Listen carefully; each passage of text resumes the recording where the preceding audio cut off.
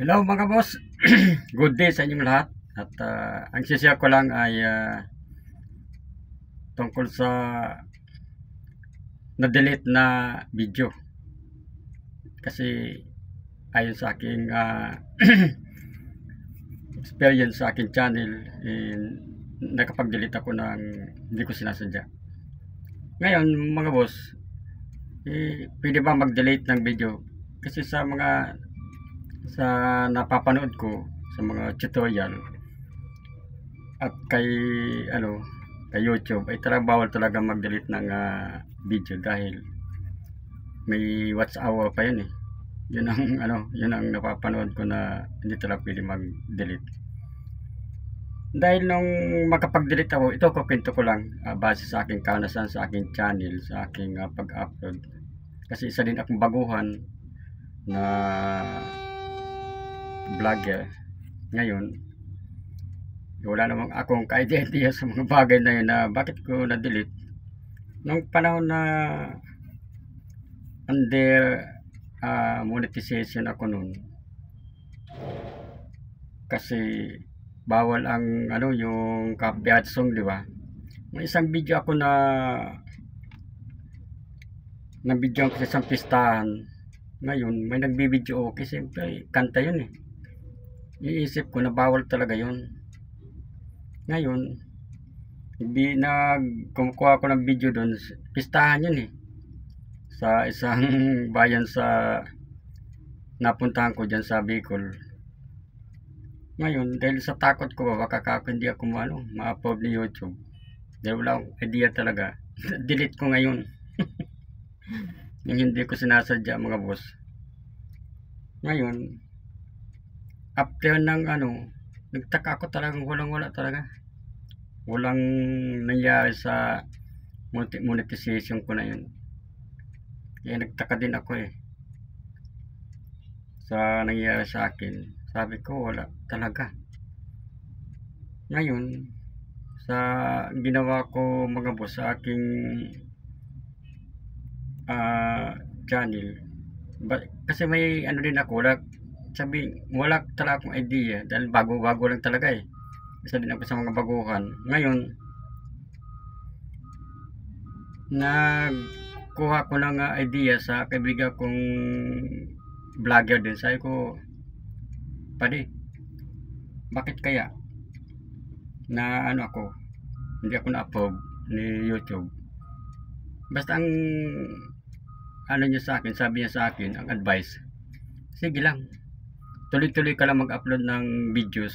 Sige lang, ipakita mo lang kay YouTube na interesado ka talaga, na tuloy-tuloy ka pa nag-upload. Kasi yun, tuloy-tuloy na ako nag-upload ng YouTube ko.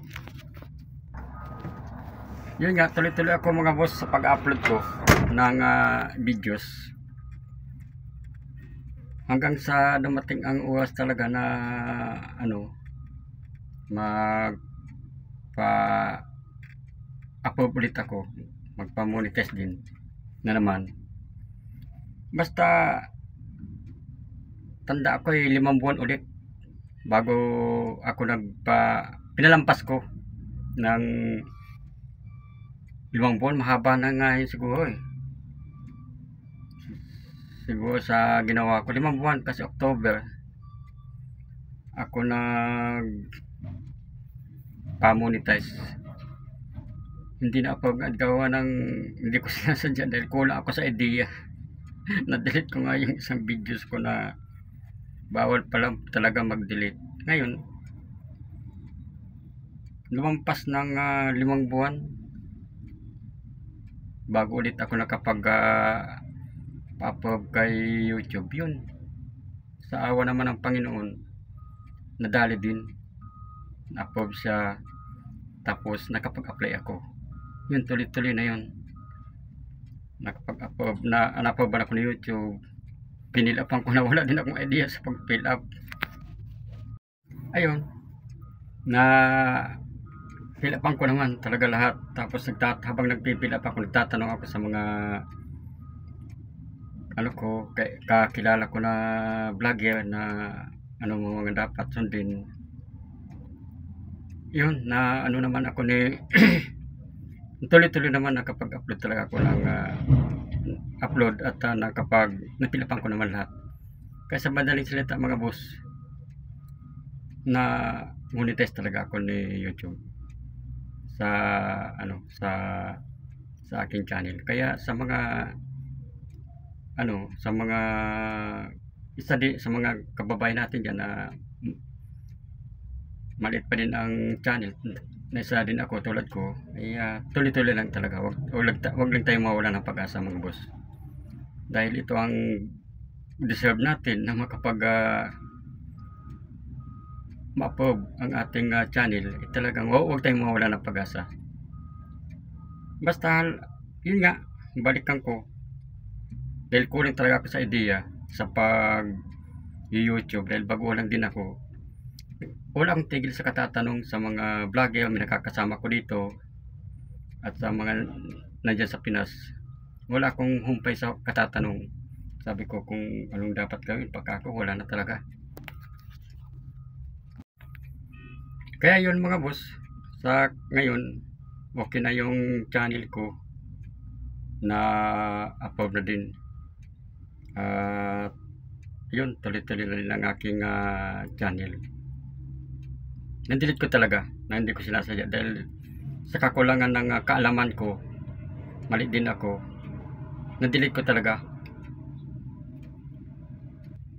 Nandelete ko nang hindi ko sinasadya dahil sa kakulangan ko ng kaalaman sa pag YouTube na ito. Kaya hanggang sa ngayon, nagtatanong-tanong pa din sa mga tutorial sa YouTube. Nanonood din ako sa mga bawal. Kaya yun nga sinasabi ko kanina sa mga kababayan natin dyan, ay huwag tayong mawala ng pag-asa. Deserve natin na ang ating channel ay tuloy ang upload talaga ni YouTube. Ay sige lang, mga magpapalakas din sa atin ang loob dyan. Siyempre higit sa lahat ang Panginoon at mga tutorial na napapanood ko din na sabi doon, huwag tayong mawala ng pag-asa.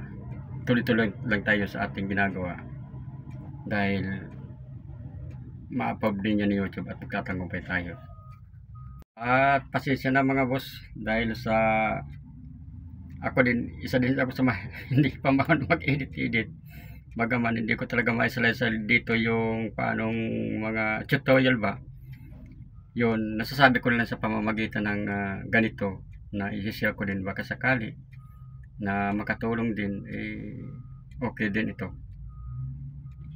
Yung pagkaka-delete ko, isa din sa mga lesson sa akin na bawal talaga mag-delete sa mga videos natin na i-upload. Kaya doon ako nagkaroon ng lesson din na hindi na uulitin at pag-iingat na sa mga susunod na pag nagagawin in the future. Dahil siyempre lahat naman tayo gusto talagang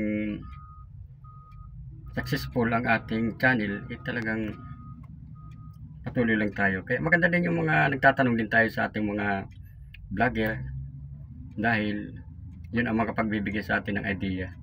Dahil kung makikipag-usap tayo sa mga hindi naman vlogger, so base sa aking karanasan, wala din. Panghihinaan tayo na labo, sasabihin sa'yo, wala yan. Hindi yan walang successful dyan. Kasi hindi naman nila hilig ang pag-YouTube. Tayo naman mga YouTuber, hilig natin ito. Kasi ito ang gusto natin, nasa puso natin na maging matagumpay, lumaki ang ating channel. Kaya huwag tayong mawala ng pag-asa mga boss, ma-approve yan. Kaya sa mga sa mga tulad ko na maliit pa ang channel, huwag tayo mag-delete ng ng channel ng videos. Bagaman talagang pinalampas ko talaga ng nasa 5 buwan yun. Kaya salamat din sa YouTube dahil na-approve mo din ako at dumating na din yung aking AdSense. Napakasaya ang puso ko dahil okay na, tuloy-tuloy na ang channel ito. Talagang mahirap din talaga mag-content lalo na pag nasa ibang bansa ka na nandito.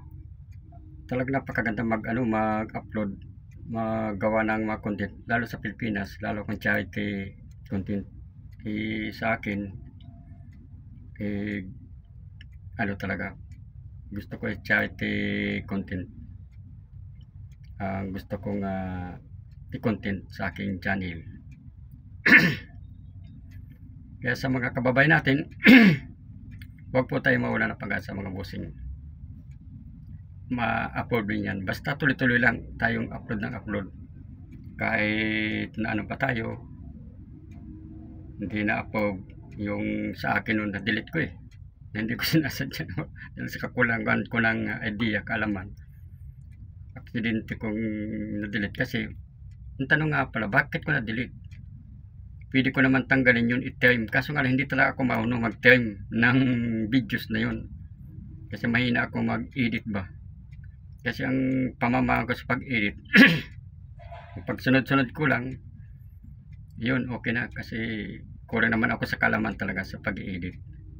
Mabuti nga ngayon nakapag-edit din ako kahit paano sa mga tutorial din sa mga kababayan nating nag-upload din ng YouTube na tutorial. Yun ang kagandahan din, doon tayo makakakuha ng idea sa mga sa YouTube kung paano at makaiwas tayo sa mga hindi dapat gawin na isang black hair. Yun mga boss, hanggang dito na lang ang aking konting sinishare na videos na tulad sa akin na delete ay huwag mag-delete ganun. Na delete ko yun, tulad na sabi ko kanina, ulit sabi, pasisa na napalampas ko ng 5 buwan kaya tumagal talaga yung approval sa akin, pero okay naman, hindi naman tayo nawala ng pag-asa. Kaya sa mga andyan mga boss, huwag tayo mawala ng pag-asa, tuloy-tuloy lang po ang ating paggagawa ng patuloy na pag-upload ng ating mga YouTube, dahil itong hilig natin, nasa puso natin hilig talaga natin to kaya yun na lang, hanggang dito lang mga boss, at pasensya na, hindi ko talaga may paliwanag yung habang nagsasalita ba, yung may mga pinipindot-pindot, kaya mahina talaga ako sa mga pag-editing. Kaya pasensya na po, hanggang dito na lang. Yan, God bless sa inyong lahat.